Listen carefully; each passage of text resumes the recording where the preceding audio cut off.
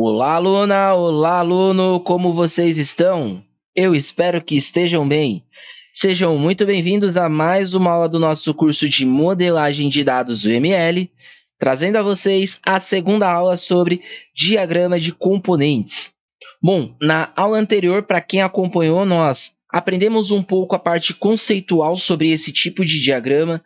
Nós entendemos onde ele é utilizado, o porquê ele é utilizado, quais são as melhores práticas, como fazer os desenhos, quais são os passos a serem seguidos. E aqui nessa segunda aula, pertinente a diagrama de implantação, eu vou trazer uma parte prática, ou seja, nós construiremos um diagrama de implantação juntos para vocês entenderem como funciona a montagem, tá bom?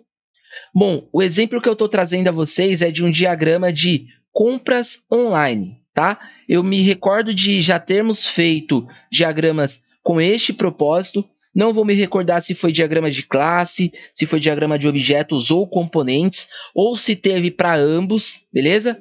Mas o fato é que nós já trabalhamos em algum momento, em alguma ocasião, esse tipo de diagrama, e eu resolvi trazer ele mais uma vez porque nós já nos habituamos e já entendemos, de certa forma, o contexto sobre compras online, beleza? Primeiro de tudo, aqui com o drywall aberto, nós vamos minimizar o menu geral. E para este carinha, para esta aula, nós vamos utilizar os dois menus, que é o menu de UML e UML 2.5. Por quê? Porque para o diagrama de implantação, nós vamos utilizar também um componente que nós utilizamos no diagrama passado, no diagrama anterior, que foi o diagrama de componentes, e o nome do que nós vamos usar também se chama componentes, que poderá ser este carinha aqui dentro de UML, ou aqui dentro de UML 2.5 seria este carinha aqui, componente, tá bom?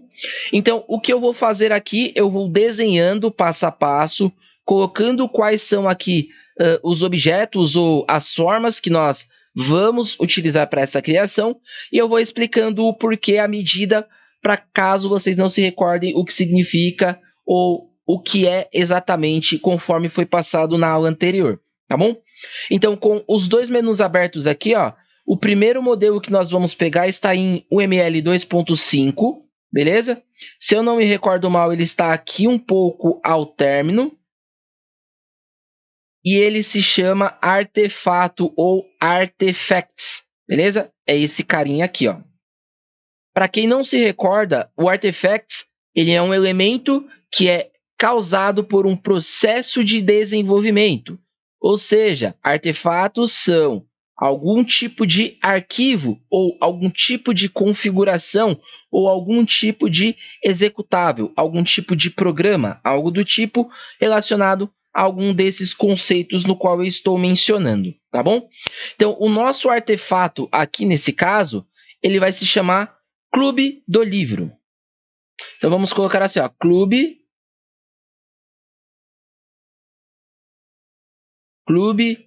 do livro.uar, beleza?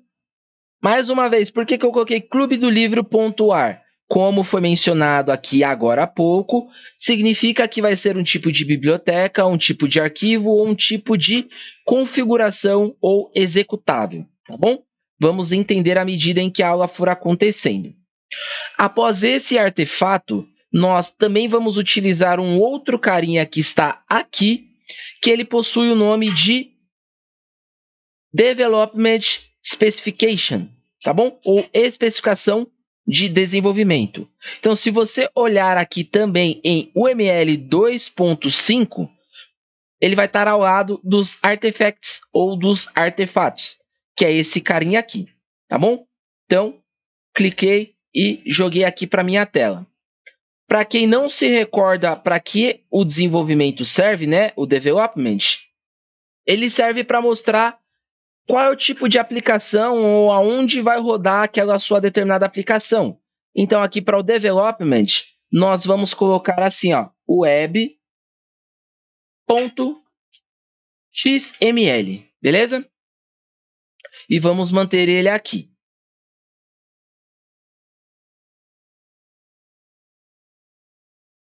Após isso, nós teremos um outro carinha que ele se chama componente, Porém, ele não é aquele componente que nós usamos em aulas anteriores. Vamos por partes.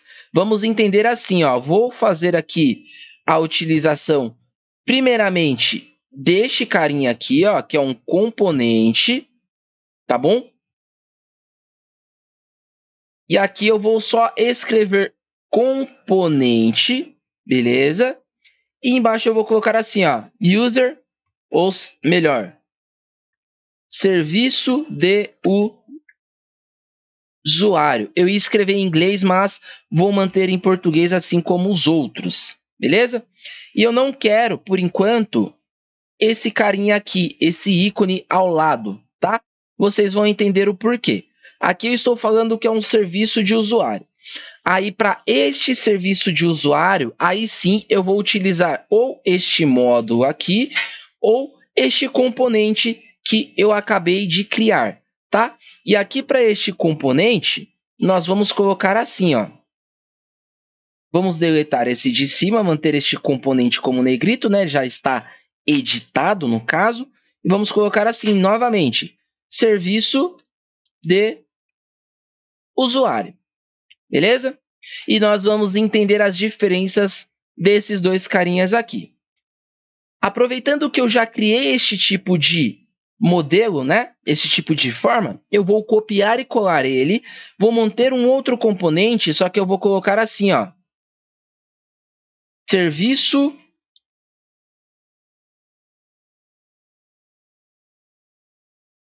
online. Beleza? Não sei se vocês estão conseguindo entender aqui, mas vamos por partes. Esse outro development aqui, eu vou copiar e colar ele também, só que eu vou trocar o nome. Eu vou colocar assim, ó, web-tools-lib.jar, tá bom? E aqui nós entenderemos os porquês de cada um, beleza? Ainda está faltando coisas aqui, mas vamos começando as explicações necessárias para o entendimento e não virar uma bola de neve, beleza, pessoal? Então, primeiramente, para que serve o diagrama de implantação mesmo? Como vocês se recordam, né? Eu tenho certeza que vocês se recordam, porque isso foi passado na aula anterior. O diagrama de implantação, ele mostra a execução de arquitetura de um sistema, incluindo nós como ambientes de execução de hardwares ou softwares e o middleware que os conecta, beleza? Então, os diagramas de implantação, geralmente eles são usados para visualizar o hardware e o software físico de um sistema, beleza? Então, o que eu estou mostrando aqui são partes de um software, tá bom? Observa que eu tenho formatos de arquivos em específico e isso representa que pode ser uma biblioteca, pode ser um arquivo executável, pode ser um sistema de aplicação rodando na web e assim sucessivamente. E aí eu também tenho os componentes. Eu acredito que vocês se recordam que os componentes eles também têm um papel fundamental em ilustratividade, beleza? Aqui nós vamos fazer as ligações, tá, pessoal? Então, eu vou procurar aqui algum tipo de ligação que geralmente nós usamos, que não precisa haver, no caso, nenhum tipo de seta e nenhum tipo de legenda. Eu vou pegar esse daqui, porque eu achei já com mais facilidade. E eu vou deletar aqui essas duas legendas. Então, imagina aqui, ó, o que é o meu artifacts do livro .ar. Ele, de certa forma, é a minha aplicação, tá bom? Ele é o meu sistema online de venda de livros, beleza? Ele se chama Clube do Livro. Então, imagina você entrando no site lá, www.clubedolivro.com.br, por exemplo. Ou www.clubedolivro.app.br, não sei. Poderia ser assim também, olha só. Fica mais entendível, tá bom? Mas imagina que os artifacts aqui, ó, ele é a minha aplicação que está rodando online, tá bom? O que é aqui a minha especificação? A minha especificação é a forma no qual eu estou fazendo a execução. É uma execução via WebXML, beleza? Então, aqui eu vou fazer uma ligação simplesmente para ilustrar que a minha aplicação de artefato e o meu web, eles estão em conjunto, tá bom? Ou seja, o meu artefato aqui, ó, o meu clube do livro, que é a minha aplicação, ela existe porque existe uma relação com arquivos XML.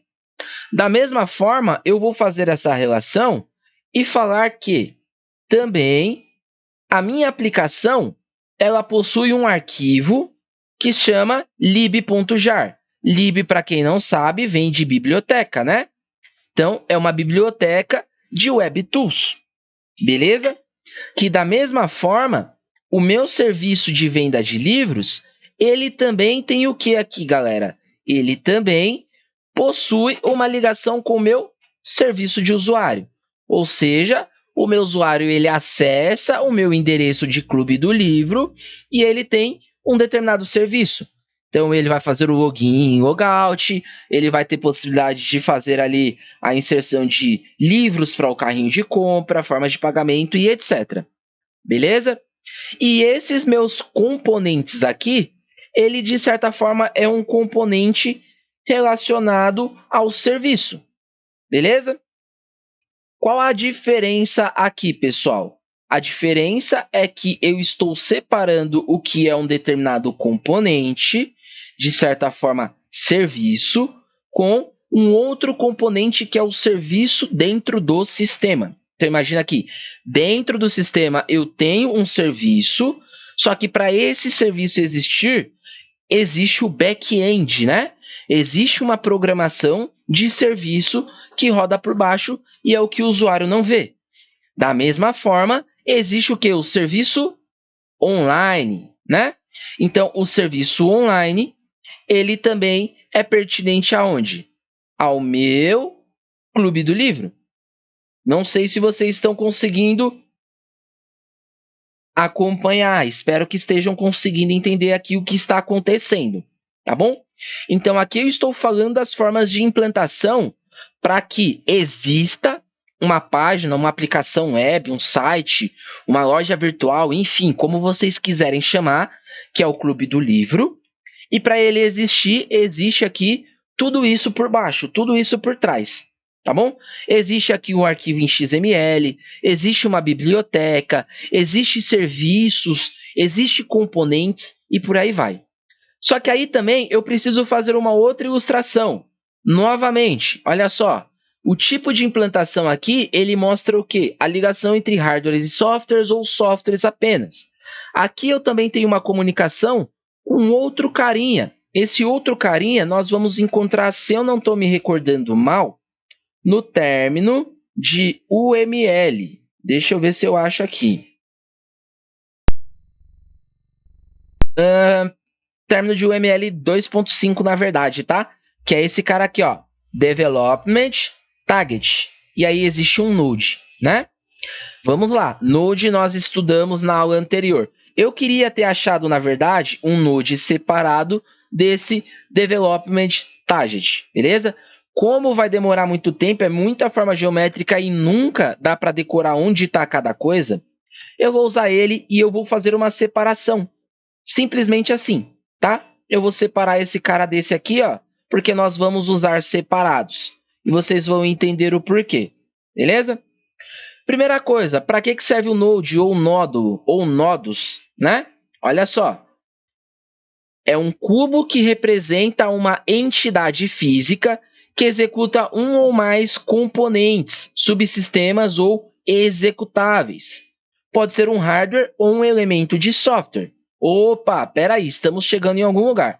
Então, aqui eu estou querendo mencionar que, na minha aplicação, para que tudo rode, eu preciso ter ele armazenado em algum lugar. Eu preciso ter ele rodando em algum lugar. E este lugar ele pode ser lógico ou este lugar ele pode ser físico, como o texto anterior na aula anterior nos mencionou.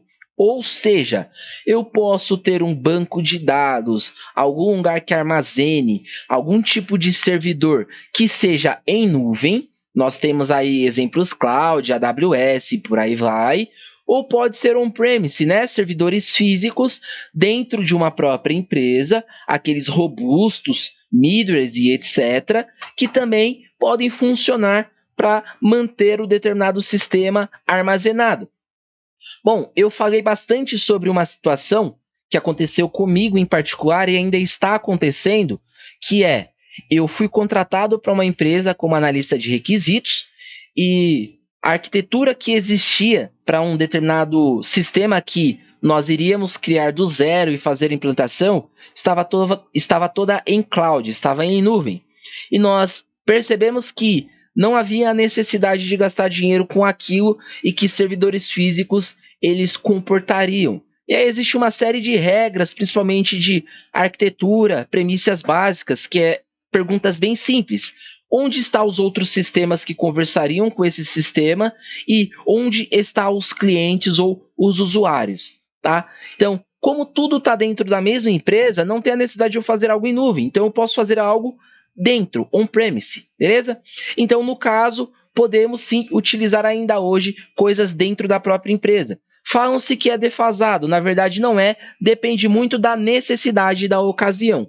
Nesse caso, o sistema ele foi desenvolvido para fazer comunicação interna com outros sistemas já existentes da empresa, então é aceitável. Agora, se, por exemplo, fosse uma comunicação com outros clientes de outros países, outras cidades e por aí vai, já não seria tão cabível, tá bom? Mas só um resumo para vocês entenderem que aqui nesse contexto no qual eu estou fazendo, ele pode funcionar nessas duas ocasiões. Nós vamos fazer o seguinte, ó, a princípio de tudo, esse development, nós vamos arrancar o nome porque não é necessário. E este quadrado aqui, nós, na verdade, apenas vamos aumentá-lo para que tudo o que nós viemos a desenhar fique dentro dele, tá bom?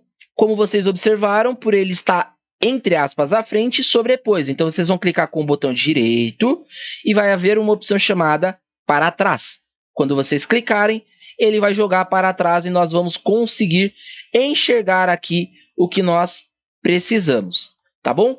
Então, por que eu estou colocando dentro desse quadradão, assim, por bem dizer, de uma forma mais ignorante, né?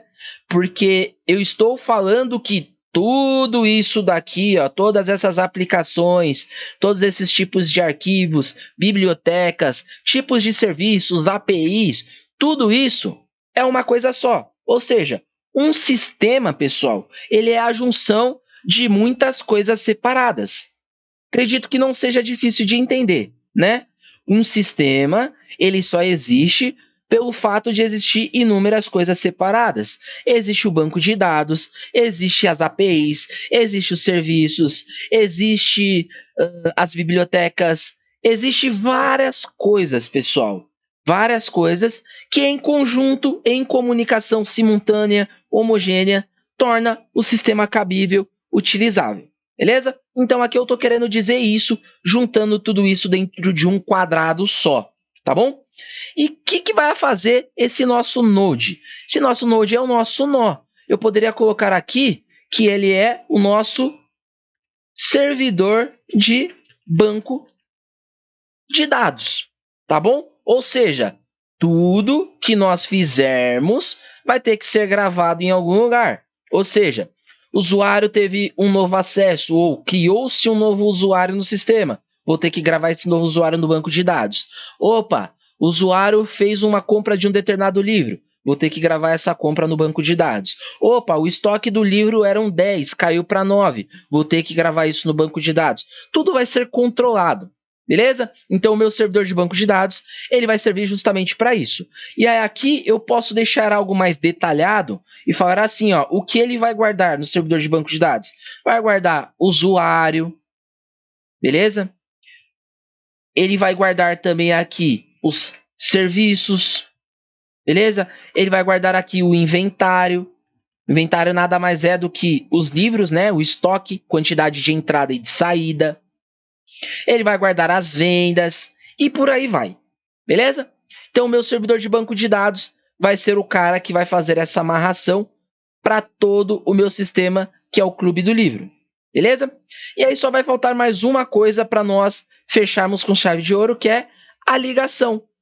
Então, eu tenho que falar aqui o tipo de comunicação que vai haver entre a minha aplicação e o meu banco de dados, tá bom? E nada mais justo do que eu colocar aqui algo bem simples para o entendimento de todos. Então, eu vou colocar aqui que a minha comunicação ela vai ser nada mais, nada menos do que por TCP/IP. Então, eu vou vir aqui e pegar uma ferramenta de title mesmo, tá? E eu vou colocar aqui, ó, TCP/IP. TCP/IP, tá? E aí eu vou colocar aqui, ó, eu posso deixar em cima, eu posso fazer algo mais legal ainda, ó, que é transpassar esse até aqui. Eu acho que fica mais legal a leitura, tá? Assim, galera, muitas coisas são práticas do dia a dia. Às vezes eu acabo não passando porque eu esqueço. Mas quando você está fazendo um trabalho e é algo voltado ao profissional, seu dia a dia, você sempre vai querer enfeitar o pavão, né? Deixar o mais organizado possível, o mais legível possível, o mais bonito possível e por aí vai. Beleza? Então aqui nada mais, nada menos, eu estou dizendo que a comunicação entre o banco de dados, onde vai ficar guardadas as informações, e a minha aplicação, que é o Clube do Livro, vai ter uma comunicação em TCP/IP. Beleza? Então, isso daqui é um diagrama de implantação, tá? Então, novamente, um diagrama de implantação relacionado a compras online, né? Ou a vendas online, como vocês optarem, beleza? Então, aqui eu estou novamente para um contexto geral. Eu tenho aqui a minha aplicação, que ela é formada através de WebXML, serviços de usuário, serviços online e nossa biblioteca, né? Vamos colocar assim. E tudo isso está sendo gravado dentro do banco de dados e as comunicações, né? Por que eu digo comunicação? Porque o banco de dados ele precisa conversar com a minha aplicação e ele não precisa apenas gravar, mas ele também precisa enviar informações quando necessário. Por quê? Porque eu vou ter que identificar através de serviços online, por exemplo, se aquele login e senha que o usuário está digitando, ele é válido ou se ele é existente. Então, eu vou ter que bater aqui no banco de dados e o banco de dados vai ter que me dar o retorno. Eu vou ter que verificar a quantidade de livros, eu vou ter que verificar a disponibilidade da venda, eu vou ter que verificar uma série de situações. Então, a comunicação aqui, ela é ida e volta. Não é só o sistema que vem aqui e envia as informações. Ó, teve um novo usuário, eu vou cadastrar um novo usuário. Teve uma nova venda, eu vou cadastrar uma nova venda. Não. Por quê? Porque quando já existe aqui, o banco tem que enviar para lá para informar. Como que eu vou dar a mensagem na tela para o usuário falando que o login ou a senha dele está errada? Através do banco. Eu vou vir aqui, eu vou bater no banco e o banco vai falar se existe ou não para me retornar para o usuário, por exemplo. Beleza? Galera, esse é o primeiro exemplo de alguns outros que eu vou passar para vocês como diagrama de componentes. Eu espero que vocês estejam entendendo. Espero que esta segunda aula tenha clareado um pouco mais a cabeça de vocês e, juntando com o que vocês já absorveram de forma teórica, seja bastante necessário para nós prolongarmos ainda mais esses casos, né? Esses tipos de exemplos. Vou me despedindo por aqui, essa aula já está ficando bastante extensa. Me despeço de vocês, fiquem com Deus, até breve.